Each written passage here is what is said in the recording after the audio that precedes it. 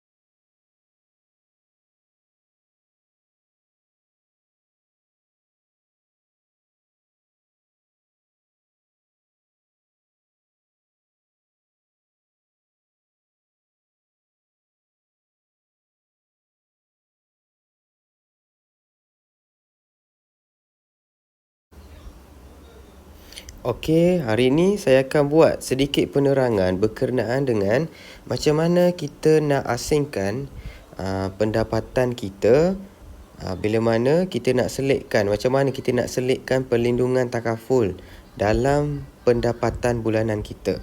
Okey. Mesti korang tahu kan pasal piramid makanan kan? Piramid makanan sama. Dalam financial pun ada piramid. Okey. Saya bahagikan kepada 4 jenis, 4 tingkat Okey, bahagian bawah sekali yang paling banyak. Paling banyak ni mungkin kita boleh ambil sebanyak 70%. 70% adalah bahagian komitmen yang anda wajib bayar. Komitmen ni apa? Bayar sewa rumah, kereta. Benda yang kita wajib bayar untuk maintain kita punya lifestyle, mungkin untuk bayar hutang kita punya liability apa kan. Apa lagi? Benda yang memang kena keluar kan. Top up, bil-bil, miscellaneous, bil-bil. Lepas tu apa lagi? Mungkin sewa kereta rumah dah ada. Mungkin dekat bahagian hadiah untuk parent dekat rumah, benda yang wajib keluar kan. Jadi yang ni depends kepada diri kita lah. Okey, 10% yang kedua adalah kita kena masuk dekat bahagian emergency saving. Yang ni lah nak cover kalau berlaku kecemasan, seperti kalau tiba-tiba sakit ringan, kereta pecah ke. Emergency saving ni kena ada at least 10% daripada kita punya simpanan. Seterusnya 10% seterusnya kena masuk dekat bahagian investment. Jadi bahagian investment ni banyak. Mungkin kita boleh main public gold, boleh masuk dekat Bitcoin, mungkin boleh masuk tabung haji. Ikutlah, mungkin ada yang nak buat bisnes kan, banyak. Lepas tu yang last sekali, 10% yang kecil ni adalah protection.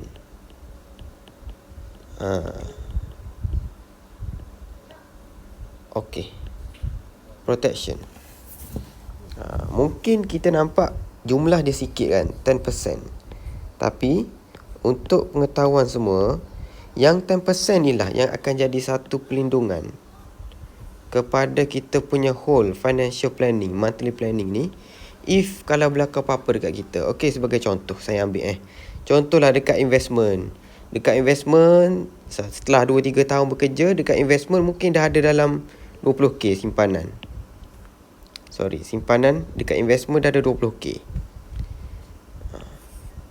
Monthly commitment ni of course wajib kena bayar bulan-bulan lah. Cumanya pernah terfikir tak, kalau tiba-tiba kalau berlaku kita panggil musibah. Musibah ni nak berlaku, kita tak tahu bila, dekat mana, macam mana. So contohlah anda ada 20k dalam akaun sekarang hasil daripada duit investment, Bitcoin ke, gold ke. Lepas tu anda ada komitmen bulanan lagi.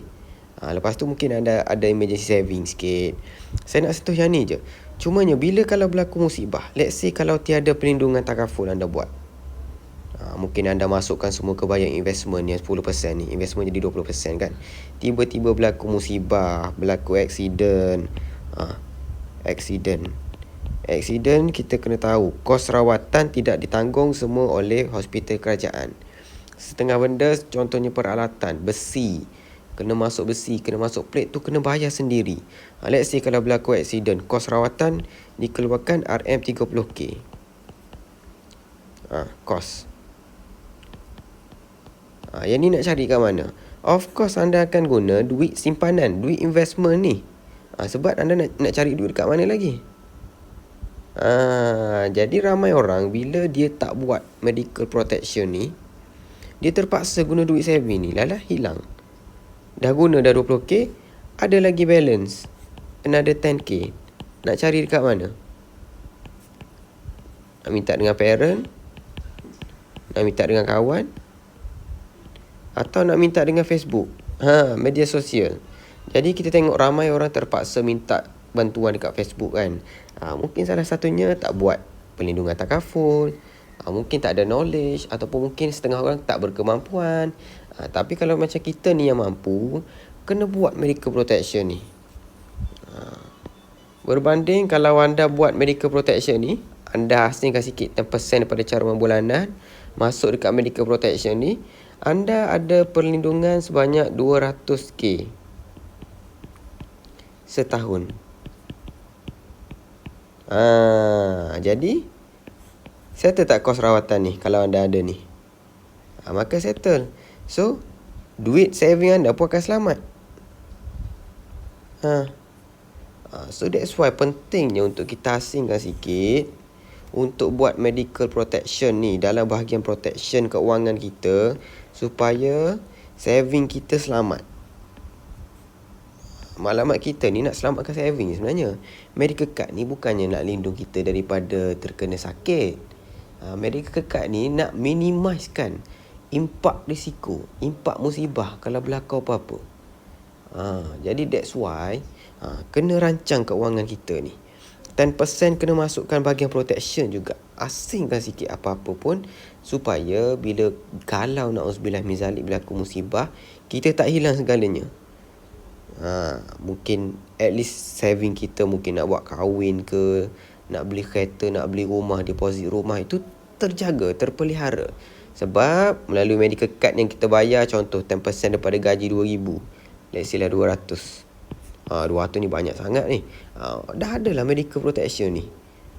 So sini dah jadi peace of mind. Duit saving terjaga, komitmen terjaga, kita pun tak susahkan orang lain. Jadi ini adalah idea untuk medical protection. Kenapa pentingnya medical protection? Boleh tengok dekat sini 70% masuk komitmen, 1% masuk dekat emergency saving, 10% masuk dekat investment, 10% last sekali masuk dekat protection.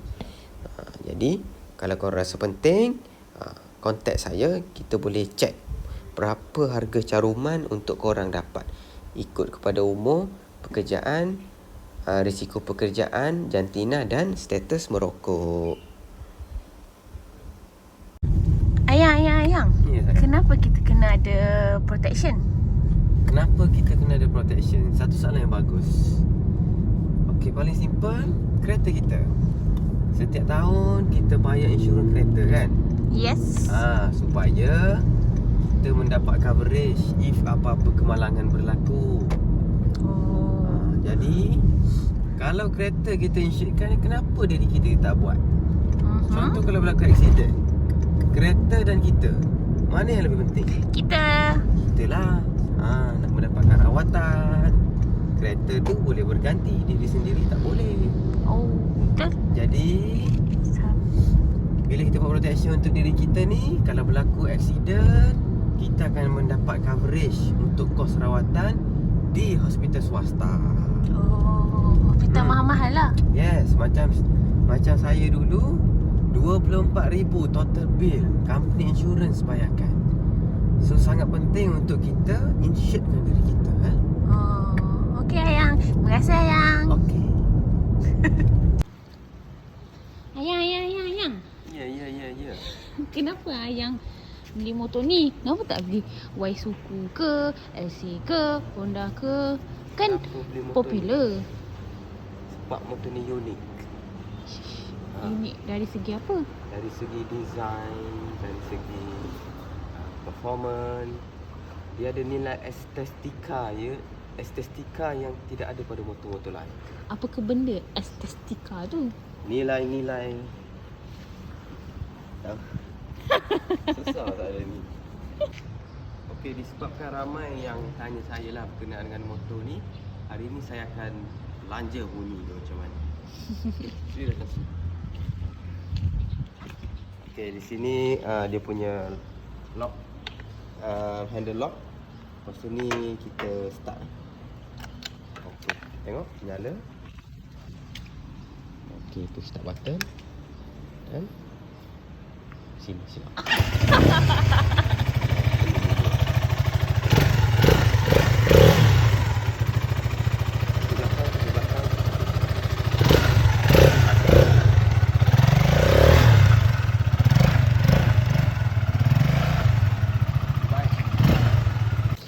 So, saya boleh tumpang lah beg ayang ni ayang.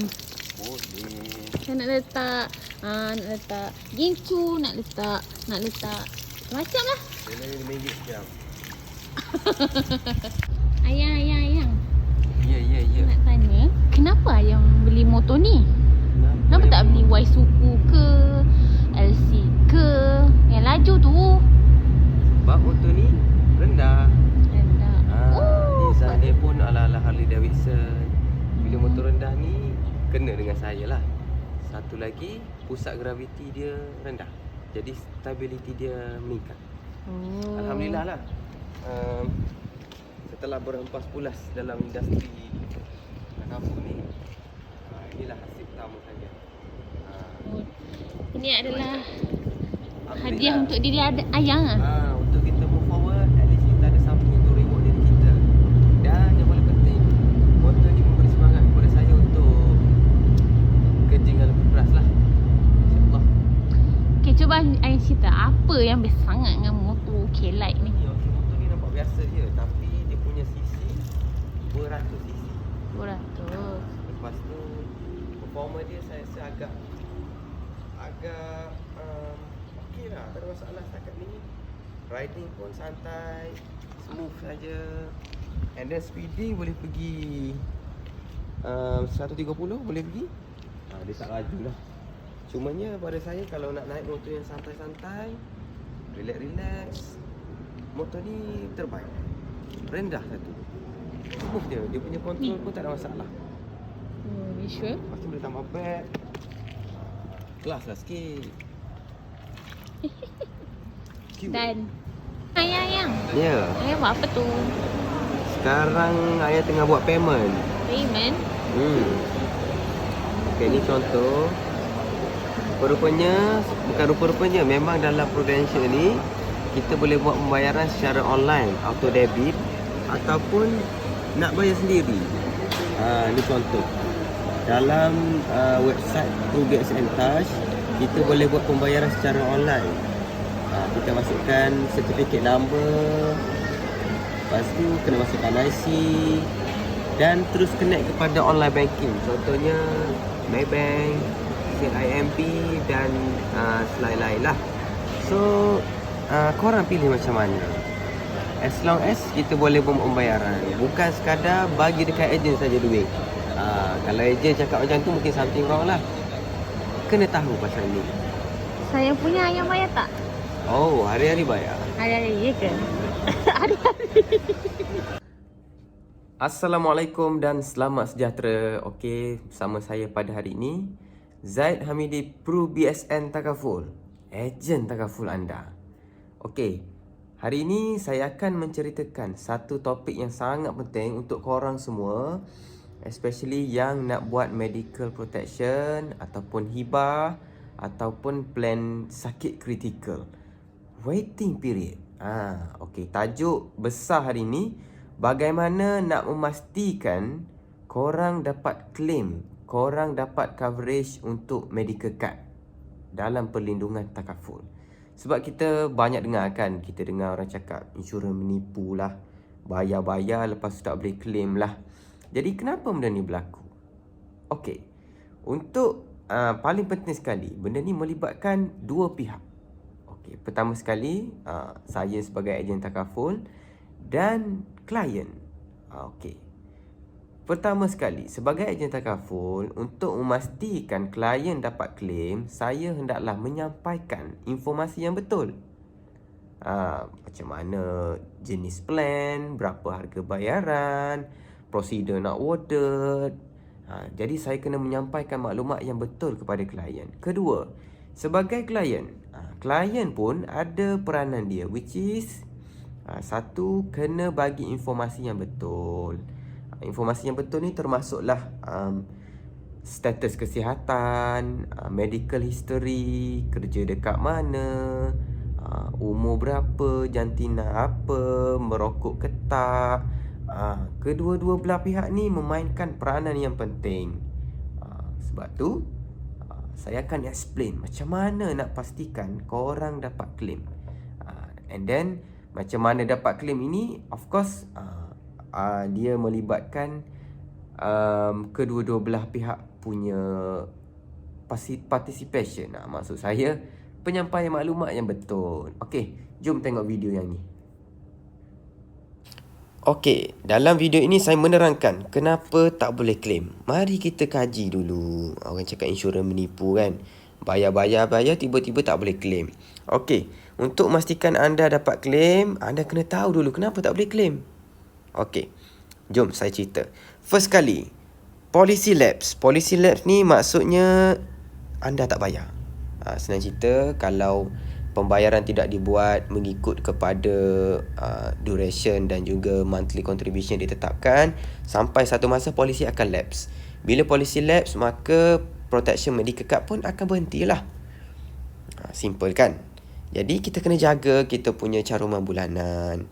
Okey, kedua, manfaat tiada dalam polisi adalah sangat penting untuk sebagai klien kita cakna, kita ambil tahu apa plan yang kita ambil. Sebagai contoh, banyak berlaku orang ambil plan PA, personal accident daripada bank. Plan tu murah. Dalam RM40 pun ada coverage RM100,000. Tapi apa yang di cover RM100,000 tu? Untuk pengetahuan, personal accident PA ini hanya cover kalau berlaku kematian ataupun berlaku accident berkaitan dengan kemalangan. Contohlah berlaku kematian. Anda hanya dapat claim jika kematian tersebut disebabkan kemalangan. Dan PA ini bukanlah medical card. Ramai orang dia ambil PA murah kan. Tapi dia ingat PA ni cover untuk kos rawatan hospital macam medical card. Jawapannya tidaklah. So kita kena tahu apa plan yang kita ambil. Jadi kalau dalam plan medical ni, paling penting kita dia ada limit. Paling penting dia ada limit tahunan. Contohnya macam plan Prudential ada limit tahunan RM200,000. Jadi logik lah. Dengan coverage RM200,000 setahun ni, you dapat warded di hospital swasta kalau berlaku accident ataupun sakit-sakit kan. Lepas tu plan medical card ni paling simple, dia ada medical card. Jadi macam plan PA. Plan PA tiada medical card. Jadi kita kena tahu apa plan yang kita ambil. Ramai orang tersalah anggap. So that's why hari ni saya cerita sebagai klien kita kena cakna. Okey, ketiga, exclusion. Company takaful kita tak cover sakit yang dah sedia ada. Sebagai contoh, anda dah ada sakit kanser contoh. Jadi anda nak apply takaful medical card. Jadi jawapannya tak boleh lah. Kita takkan cover sakit kanser tersebut sebab sakit tu dah ada sebelum anda ambil perlindungan lagi. Jadi that's why jangan bertangguh. Masa sihat ni adalah waktu untuk terbaik untuk kita buat perlindungan medical card. Okey, keempat, non-disclosure. Syarikat takaful ni paling simple je. Sebagai ejen, first saya cerita role ejen. Ejen ni, saya sebagai ejen kena bagi tahu informasi yang betul. Contohnya, macam mana nak claim, apa informasi yang diperlukan daripada klien. Okey, contohnya jenis plan, saya kena cerita detail plan. Okey, itu role agent. Role klien pula kena bagi informasi diri yang betul. Sebagai contoh, umur, pekerjaan, status pekerjaan, merokok ke tak, ada sakit ke tak. Sebab apa? Saya bagi satu situasi kan. Contohlah, anda kerja sebagai engineer site. Tapi masa permohonan takaful anda declare anda bekerja sebagai engineer office. Ada beza dekat situ ya. Sebab engineer site ni lebih berisiko. Engineer office ni kurang risikonya. Jadi caruman lebih murah kalau engineer office. Tiba-tiba berlaku kemalangan di site. Nauzubillah min zalik kan. Berlaku kemalangan di site and then anda pun nak warded.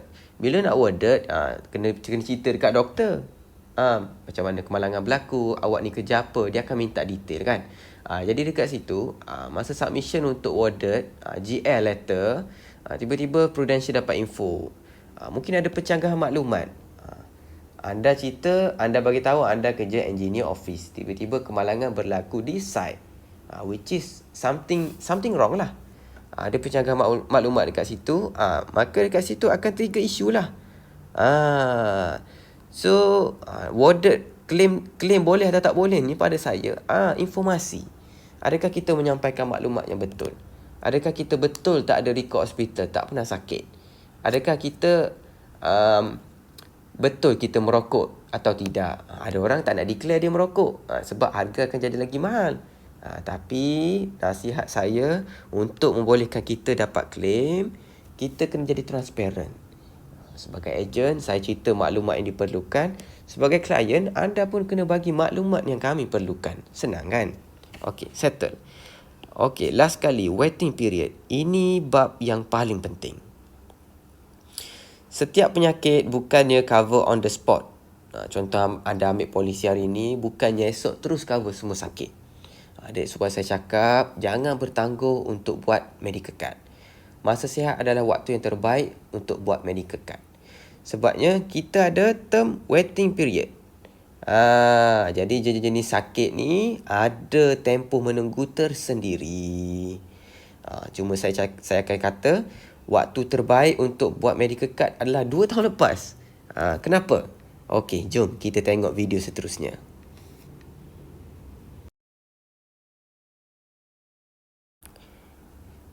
Okey, sekarang kita masuk ke bahagian waiting period. Tempoh menunggu untuk setiap sakit.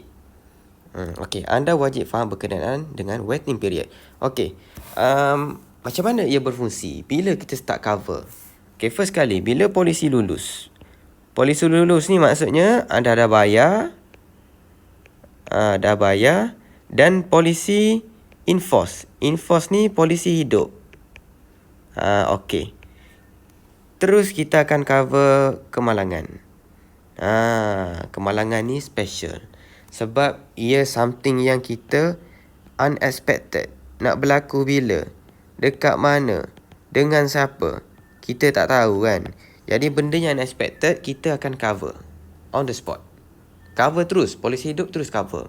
Kemalangan ni termasuklah kemalangan jalan raya ke. Mungkin kemalangan dekat rumah ke. Jatuh tangga ke, jatuh bilik air ke.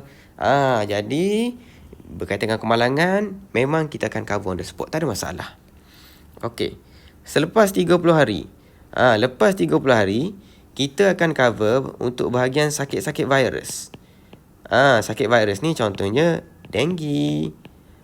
Virus ni sakit yang boleh ada dalam masa sekejap lah. Tidak mengambil masa yang lama untuk berlaku sakit tu. Denggi kan. Denggi kena gigit nyamuk, kena virus. Demam. Bila warded, maka boleh gunalah medical card tu. Denggi. Apa lagi? Influenza. Demam pun considered as virus. Food poisoning. Dan banyak lagi jenis-jenis virus ni. Okey. Selepas 30 hari kan. Okey, seterusnya untuk medical card. Lepas 120 hari. Yang ni yang paling penting. Lepas 120 hari, barulah anda mendapat perlindungan untuk coverage sakit kritikal. Sakit kritikal dan sakit kronik, sakit spesifik. Contohnya apa sakit kritikal spesifik ni? Sakit-sakit yang mengambil masa yang lama untuk develop. Dia bukannya boleh ada dalam masa 2 minggu. Tak, dia mengambil masa yang lama. Sebagai contoh kanser. Kanser bukannya boleh berlaku dalam masa 2-3 hari. Tidak, dia mengambil masa yang lama untuk develop. Sakit kritikal ni banyak. Contohnya sakit buah pinggang, kanser, sakit jantung. Kita ada list untuk sakit kritikal, nanti saya akan share. Sakit-sakit ni selepas 120 hari baru entitled untuk di cover. Bersamaan dengan 4 bulan. 4 bulan bukan sekejap, lama juga tu. Okey, seterusnya contestable period. Polisi bawah 2 tahun, kalau berlaku sakit kritikal dan sakit spesifik, kalau anda kena sakit ni, akan berlaku investigation. Investigation ni bukan bermaksud polisi anda decline, bukannya fully decline. Cumanya company berhak buat investigation untuk kita dapat tahu betul ke sakit-sakit yang berlaku ni baru berlaku. Betul ke benda ni tak pernah berlaku sebelum anda ambil polisi ni. Jadi apa yang berlaku kalau investigation ni? Segala rekod kesihatan anda sebelum anda ambil polisi ni, kita akan ambil. Kita akan ambil kira. Contohnya kalau ada rekod di hospital swasta, di hospital kerajaan, hospital Ampang ke apa-apa ke, kita akan ambil record tu. That's why sebelum ni saya cerita disclosure kan, bahagian undisclosure tu. Kena disclose betul-betul. Pernah sakit ke tidak, pernah buat rawatan ke tidak. Sebab memang akan kita dapat tahu. Contohnya berlaku sakit kritikal kan. Selepas setahun ambil polisi, tiba-tiba berlaku sakit kanser. Maka akan ada investigation ni. Jadi investigation ni akan tentukan. Let's say lah, bila kita buat investigation, tiada rekod ditemui sebelum anda ambil polisi ni. Tiada rekod langsung ditemui. Maka kita akan cover lah untuk sakit tu. Tetapi, let's say, kalau berlaku sakit kanser lepas tahu ambil polisi, bila kita investigate, sebelum ambil polisi ni dah ada rekod di hospital sekian-sekian. Maka dekat situ memang dah ada rekod. Bermaksud anda memang dah ada sakit tersebut. Maka claim tu akan decline lah. Jadi boleh claim atau tidak ni bergantung kepada diri kita sebenarnya. Rule yang Bank Negara dah buat ni, Bank Negara yang tetapkan rule di bawah WHO. Untuk insurans satu dunia, memang selepas 1-20 hari untuk sakit kritikal. Lepas tu ada contestable period, bawah 2 tahun. Memang rule ni dah dibuat ikut kajian, bukannya main hantam. So that's why kita kena telus lah. Dan jangan bertangguh. Sebab kalau dah ada sakit, memang sangat rumit untuk buat medical card ni. Kemungkinan kalau dah ada sakit, memang tak boleh ambil terus medical card ni. Jadi waiting period ni boleh atau tak dapat claim bergantung kepada kita, status kesihatan kita. Jadi that's why kita kena telus lah supaya tidak ada isu. Tiba-tiba tak boleh claim kan, akan jadi isu yang besar tau. Jadi sebagai agent, saya kena cerita benda ni betul-betul. Sebagai klien, kita kena ambil tahu benda ni. Sebab polisi nak cover 200,000 setahun, anda bayar caruman 150 sebulan. Logik ke tak kalau tidak ada rule macam ni? Kalau tidak ada rule macam ni, memang tabungan tabarruj takaful tu memang takkan cukup. Sebabnya semua orang akan dapat claim tanpa mempunyai prosedur yang betul. That's why kita buat takaful ini. Syarat dia untuk medical card, kita kena sihat supaya kita berlaku adil. Jadi saranan saya, janganlah bertangguh, sebab kita ada waiting period untuk dipenuhi. Okey, penerangan saya.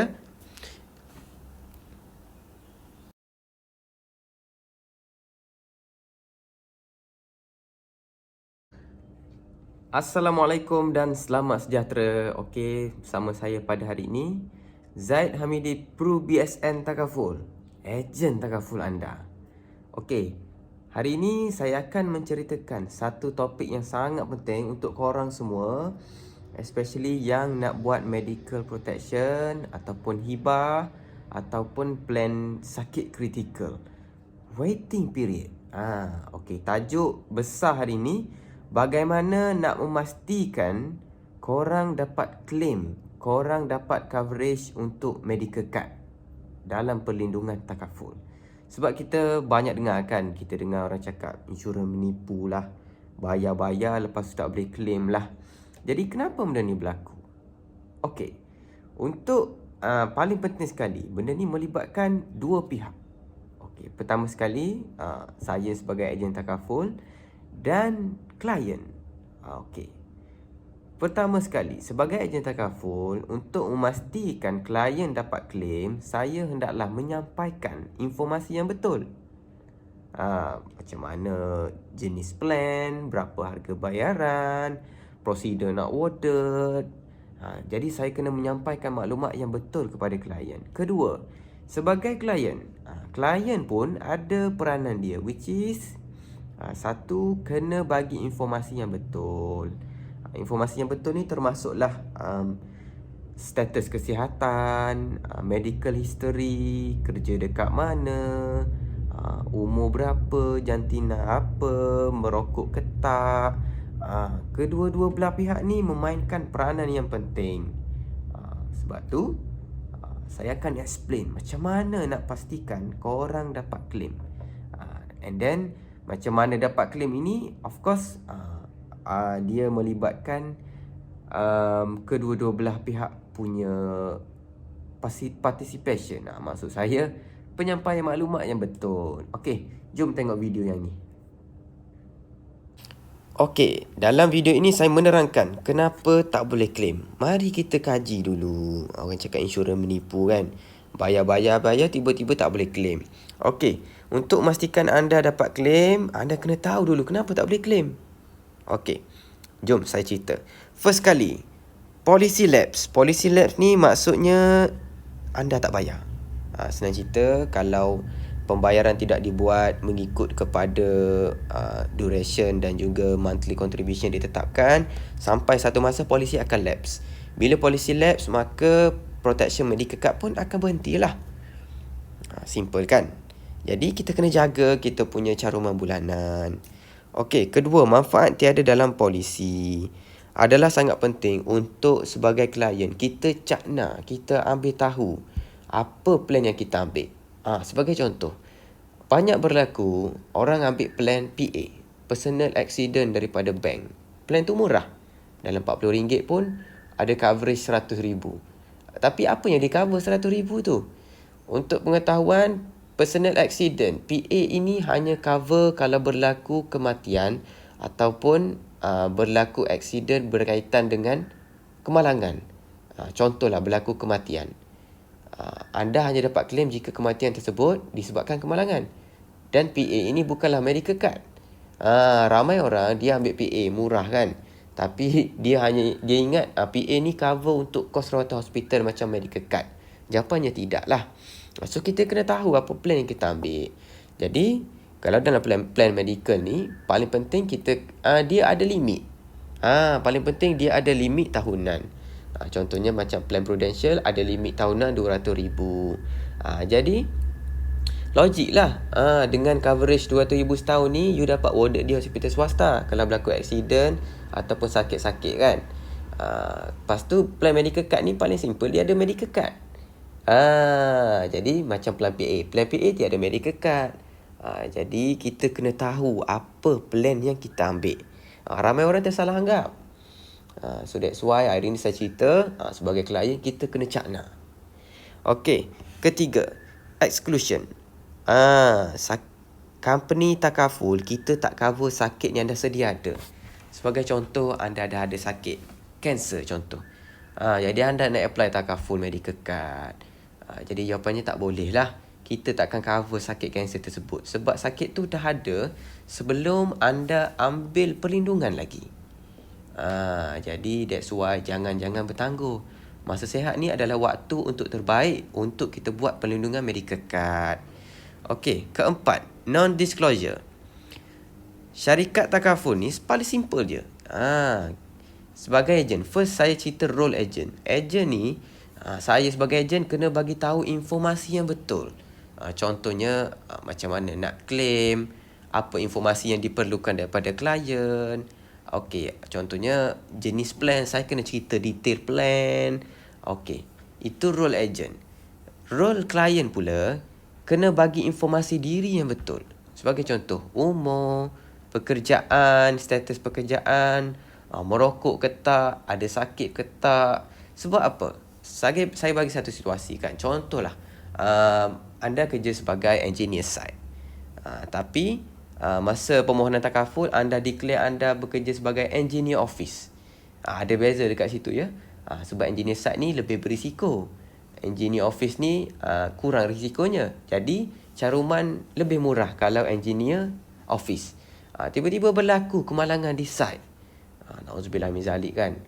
Berlaku kemalangan di site and then anda pun nak warded. Bila nak warded, kena cerita dekat doktor. Macam mana kemalangan berlaku, awak ni kerja apa, dia akan minta detail kan. Jadi dekat situ, masa submission untuk warded, GL letter, tiba-tiba Prudential dapat info. Mungkin ada pencanggahan maklumat. Anda cerita, anda bagi tahu anda kerja engineer office. Tiba-tiba kemalangan berlaku di site. Which is something wrong lah. Ada pencanggahan maklumat dekat situ. Maka dekat situ akan trigger isu lah. So warded claim boleh atau tak boleh ni pada saya informasi. Adakah kita menyampaikan maklumat yang betul? Adakah kita betul tak ada rekod hospital, tak pernah sakit? Adakah kita betul kita merokok atau tidak. Ada orang tak nak declare dia merokok sebab harga akan jadi lagi mahal. Tapi nasihat saya untuk membolehkan kita dapat claim, kita kena jadi transparent. Sebagai ejen, saya cerita maklumat yang diperlukan. Sebagai klien, anda pun kena bagi maklumat yang kami perlukan. Senang kan? Okey, settle. Okey, last kali, waiting period. Ini bab yang paling penting. Setiap penyakit bukannya cover on the spot. Contoh anda ambil polisi hari ni, bukannya esok terus cover semua sakit. That's why saya cakap, jangan bertangguh untuk buat medical card. Masa sihat adalah waktu yang terbaik untuk buat medical card. Sebabnya kita ada term waiting period. Jadi jenis-jenis sakit ni ada tempoh menunggu tersendiri. Cuma saya akan kata waktu terbaik untuk buat medical card adalah 2 tahun lepas. Kenapa? Okey, jom kita tengok video seterusnya.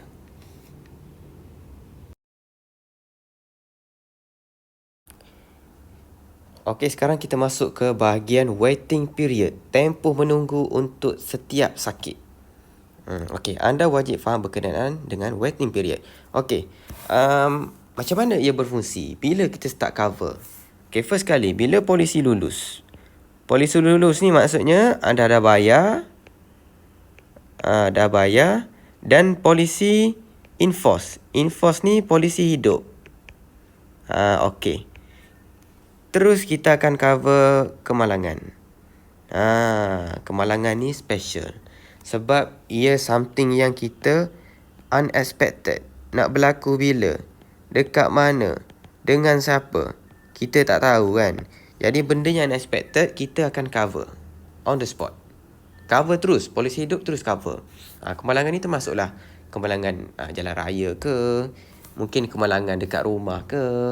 Jatuh tangga ke, jatuh bilik air ke. Jadi berkaitan dengan kemalangan, memang kita akan cover on the spot. Tak ada masalah. Okey. Selepas 30 hari. Lepas 30 hari, kita akan cover untuk bahagian sakit-sakit virus. Sakit virus ni contohnya denggi. Virus ni sakit yang boleh ada dalam masa sekejap lah. Tidak mengambil masa yang lama untuk berlaku sakit tu. Denggi kan. Denggi kena gigit nyamuk, kena virus. Demam. Bila warded, maka boleh gunalah medical card tu. Denggi. Apa lagi? Influenza.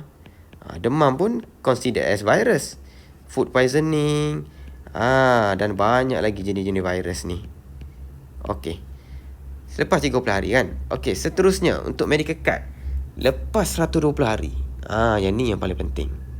Lepas 120 hari, barulah anda mendapat perlindungan untuk coverage sakit kritikal. Sakit kritikal dan sakit kronik, sakit spesifik. Contohnya apa sakit kritikal spesifik ni? Sakit-sakit yang mengambil masa yang lama untuk develop. Dia bukannya boleh ada dalam masa 2 minggu. Tak, dia mengambil masa yang lama. Sebagai contoh kanser. Kanser bukannya boleh berlaku dalam masa 2-3 hari. Tidak, dia mengambil masa yang lama untuk develop. Sakit kritikal ni banyak. Contohnya sakit buah pinggang, kanser, sakit jantung.